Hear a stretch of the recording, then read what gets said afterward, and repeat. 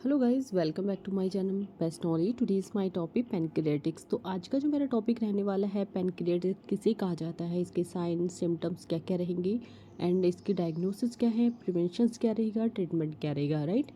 तो इसमें हम पूरी डिटेल में जानेंगे।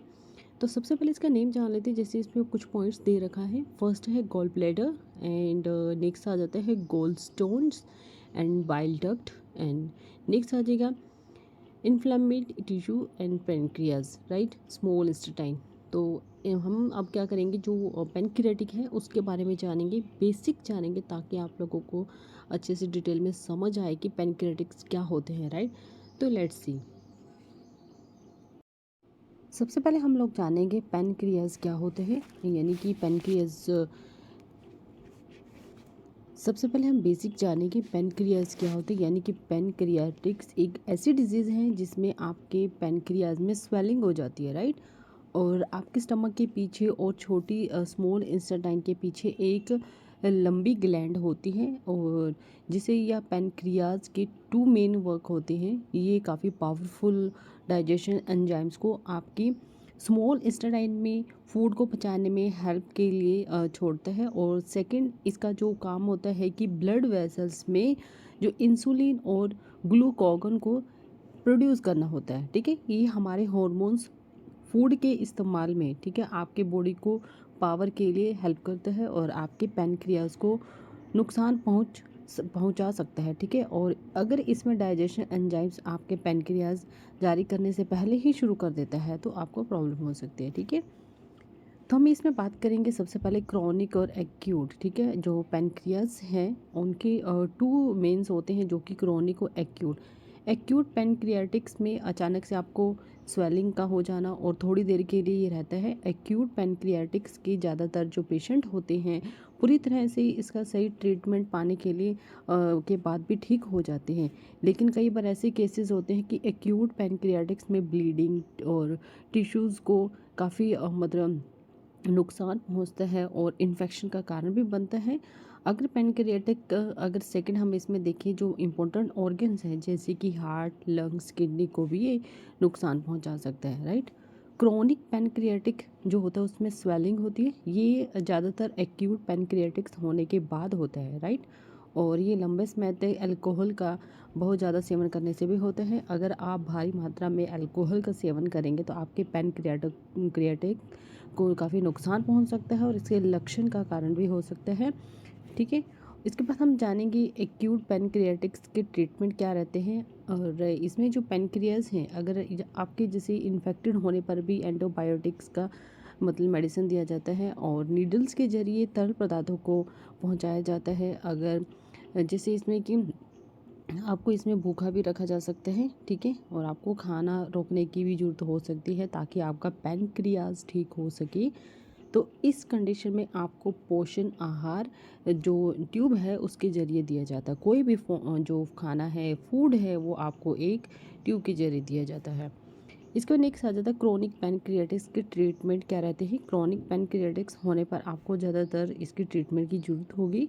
उसमें डायबिटीज़ का सामना करने के लिए आपको इंसुलिन दी जाती है, मेडिसिन की दवा दी जाती है, सर्जरी या फिर पेन अगर आपको हो रहा है तो आपको पेन किलर दी जाएगी, ठीक है, या ब्लॉकेज का ट्रीटमेंट किया जाता है, राइट।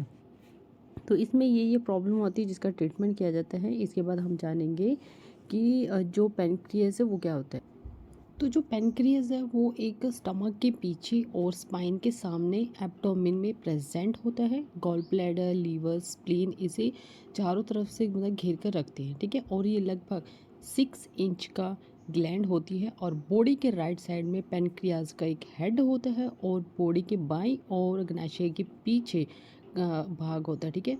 ये ऑर्गन छोटी यानी कि स्मॉल इंटेस्टाइन के पहले सेगमेंट के साथ जुड़ा हुआ होता है, यानी कि उसके साथ कनेक्ट होता है, जिसे ड्यूडेनम कहा जाता है। पैनक्रियास बॉडी के कई मतलब जो वर्क होता है उसको अंजाम देता है, ठीक है। और साथ ही साथ कई जो ऐसे वर्क होते हैं जो उसमें मदद भी करते हैं। और पैनक्रियास के जैसे कि इसके फंक्शंस भी काफ़ी होते हैं, जैसे कि इसमें क्या क्या कार्य करते हैं तो वो हम जानेंगे। जैसे कि इसमें एंडोक्राइन सिस्टम होता है, ठीक है। और एंडोक्राइन सिस्टम के लिए पैनक्रियास का जो काम होता है, एंडोक्राइन सिस्टम का जो पार्ट होते हुए पेनक्रियास को 2 हार्मोन्स को सिक्रीट करता है, राइट, जिसमें ब्लड शुगर को करने वाले हार्मोन्स इंसुलिन ग्लूकागॉन इन्वॉल्व होते हैं। और इसमें जो अग्नाशय इंसुलिन हार्मोन को तब सिक्रीट करता है जब ब्लड ग्लूकोज लेवल बहुत अधिक हो जाता है और इस लेवल को कम करने के लिए मदद करता है। वहीं ग्लूकागॉन को तब सिक्रीट करता है जब ब्लड ग्लूकोज बहुत कम होता है, तो इसे मतलब आगे प्रोसेस करने में भी हेल्प करता है, राइट। जैसे कि ब्लड ग्लूकोज का लेवल बैलेंस होना जैसे लीवर किडनी और ब्रेन के लिए काफ़ी ज़रूरी होता है। इन दोनों हार्मोन्स का जो टाइप्स होते हैं यानी कि सही जो तरीका होता है कि जैसे सिक्रेशन होना बॉडी के कई कार्य के लिए ज़रूरी होता है, जैसे कि नर्व सिस्टम और कार्डियोवैस्कुलर सिस्टम, राइट। नेक्स्ट इसमें आएगा एक्सोक्राइन सिस्टम के लिए पैनक्रियाज का क्या काम होता है। पैनक्रियाज के लिए एंडोक्राइन सिस्टम ये तब तक सीमित नहीं होता, ये एक्सोक्राइन सिस्टम के लिए भी काम करता है। पैनक्रियाज डाइजेस्टिव डक्ट में एंजाइम को भी सिक्रीट करता है, राइट। और इसमें क्या करता है, जो भी खाद्य पदार्थ हो उनको ये मतलब ब्रेक करने में भी उनकी हेल्प करता है, राइट। जैसे फैट को पचाने के लिए लाइपेज और कार्बोहाइड्रेट को पचाने के लिए एमिलेज और प्रोटीन को डाइजेशन करने के लिए ट्रिप्सिन और काइमोट्रिप्सिन, राइट, ये इसका वर्क होता है। और इसमें हम देखेंगे पैनक्रियाज के क्या क्या काम रहता हो और ये किसको इफ़ेक्ट करती हैं। टाइप फर्स्ट, इसमें आपको डायबिटीज़ अगर है तो डायबिटीज़ को काफ़ी इफ़ेक्ट करता है, जैसे कि टाइप फर्स्ट में डायबिटीज़ एंड डायबिटीज़ तब होती है जब पैनक्रियाज इंसुलिन प्रोड्यूस नहीं करता है, राइट।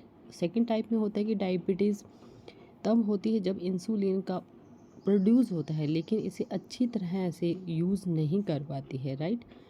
इसके बाद नेक्स्ट आएगा जैसे इसमें हायर ग्लाइसेमिया, और ये तब इसकी कंडीशन बनती है जब बॉडी बहुत ज़्यादा ग्लूकागॉन को प्रोड्यूस करती है जिसकी वजह से ब्लड शुगर लेवल हाई हो जाता है, राइट। इसके बाद नेक्स्ट आएगा पैनक्रियाटिक्स, ये कंडीशन तब बनती है जब एंजाइम ड्यूडेनम में पहुंचने से पहले ही पैनक्रियाज में काम करना अपना शुरू कर देता है। ऐसा ग्लूस्टोनिस जो अल्कोहल के अधिक सेवन करने से भी होता है, राइट। इसके बाद हम जानेंगे कि पैनक्रियाटिक है इसके मतलब इसको आप बचाव कैसे कर सकते हैं, इसका ट्रीटमेंट क्या क्या होगा उसके बारे में हम जानेंगे। पैनक्रियाटिक्स एक ऐसी डिजीज़ होती है जिसकी वजह से पैनक्रियाज में स्वेलिंग हो जाती है। पैनक्रियाज से एक लॉन्ग टर्म या फिर स्पॉट ग्लैंड होती है जो स्टमक के पीछे और ऊपर वाले पार्ट में प्रेजेंट होती है, ठीक है, वहाँ पर होती है। पैनक्रियाज हार्मोन्स बनाता है जो कंट्रोल करता है कि आपके जैसा बॉडी में जैसे बॉडी है शरीर है यानी कि उसमें शुगर और एंजाइम को कैसे प्रोड्यूस करता है, ठीक है, जो ग्लूकोज में मतलब हेल्प करते हैं। और ये क्या होता है जो पैनक्रियाटिक्स है वो अचानक होता है और कई दिनों तक रहता है, ठीक है। और ये एक प्रकार का पैनक्रियाटिक्स है जो हो सकता है। और अगर मतलब आपको मतलब ये पहले से है तो लंबे समय से ये चल रहा है तो आपको कुछ लोगों को में ये होता है कि इसका ट्रीटमेंट लेने से पहले ही वो घर के जो उपचार होते हैं वो करना शुरू कर देते हैं। लेकिन अगर आपको ऐसी कोई प्रॉब्लम आ रही है तो आपको तुरंत डॉक्टर से कंसल्ट कर लेना चाहिए।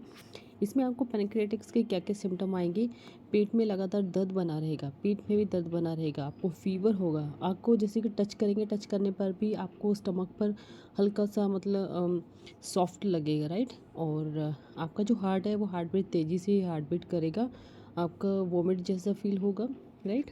और पैनक्रियाटिक अगर आपको लॉन्ग टर्म से चल रही है तो उसमें आपको किस टाइप के सिम्टम नज़र आएंगे, खाने के बाद आपको तेज़ मतलब पेट में दर्द होगा और आपके वज़न भी लगातार घटना शुरू हो जाएगा, राइट। तो इसमें हम देखेंगे इसके कॉजेज़ क्या रहते हैं और किस टाइप से क्यों होते हैं। जैसे कि अगर आपने वाइन का सेवन ज़्यादा किया है तब भी ये हो सकता है, या स्मोकिंग करते हैं तब भी ये हो सकता है। अगर आपको मतलब किडनी में पथरी है तब भी हो सकता है। मेडिसिन लेने से अगर आप कोई लॉन्ग टर्म से मेडिसिन लेने तब भी ये हो सकता है। अगर कोई सर्जरी हुई है तब भी ये पैनक्रियाटिक के कॉजेज़ हो सकते हैं, राइट। अगर आप किसी स्ट्रेस में हैं तब भी हो सकते हैं। सिस्टिक फाइब्रोसिस के कारण भी हो सकता है, राइट। इसका जो ट्रीटमेंट रहता है इसमें मेडिसिन दी जाती है। जैसे पैनक्रियाटिक्स बेहद मतलब दर्दनाक होता है जिसमें इतना पेन होता है कि आप सहन नहीं कर पाते हैं, तो इसमें आपको मेडिसिन दी जाती है, ठीक है। और आपको भोजन को मतलब खाने के लिए हल्का दिया जाता है, ज़्यादा हैवी भोजन भी आपको नहीं दिया जाता है। भोजन करना आपके पैनक्रियाज के लिए भी मतलब उसमें ट्रीटमेंट में हेल्प करता है। जैसे जैसे आपके पैनक्रियाज में स्वेलिंग और पेन के जो सिम्टम में सुधार होते हैं, और आपको काफ़ी मतलब नीट क्लीन वाला वाटर लेना चाहिए, तरल पदार्थ शुरू कर देना चाहिए, जैसे हल्का खाना खाने चाहिए। आप धीरे धीरे मतलब हर रोज़ मतलब अगर आप खाना खाते हैं तो हल्का लें, ताकि आपके स्टमक में प्रॉब्लम ना आए, ना ही दबाव पड़े, राइट। वो तो आपको ज़्यादातर क्या करना पड़ता है इसमें, खाने और पीने पर अपना ध्यान रखना पड़ता है। और आपको इसमें स्मोकिंग मतलब अवॉइड करना होता है, और वाइन अवॉइड करनी पड़ती है, स्ट्रेस को अवॉइड करना पड़ता है। ये कुछ इस चीज़ों को अवॉइड करने से आपका जो पैनक्रियाटिक है उसकी प्रॉब्लम नहीं आएगी, राइट। तो आज हमने जाना है कि पैनक्रियाटिक्स क्या होते हैं, इसके साइन, सिम्टम, ट्रीटमेंट, प्रिवेंशंस क्या क्या रहते हैं, राइट। तो आज के लिए इतना ही, and thank you for watching my video.